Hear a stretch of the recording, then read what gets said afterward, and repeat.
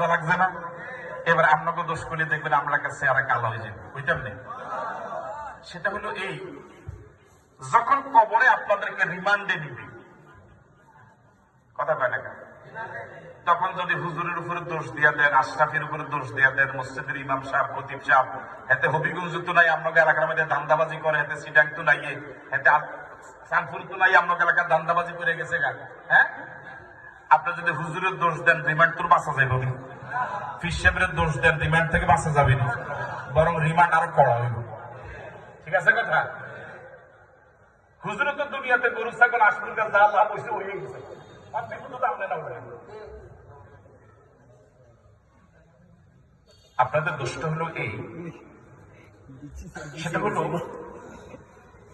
মাটির পাতিল চিনেন? মাটির পাতিল, মাটির পাতিল কেনার সময় মানুষ যাচাই বাছাই করে। করে কিভাবে করে?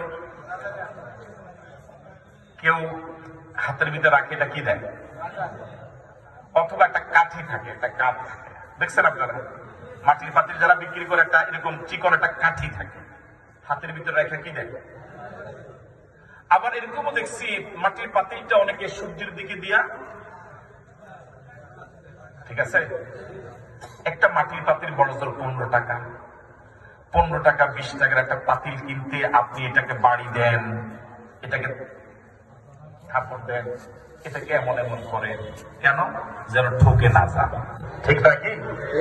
ঠকলে কত টাকা ঠকলেন? কয় টাকা?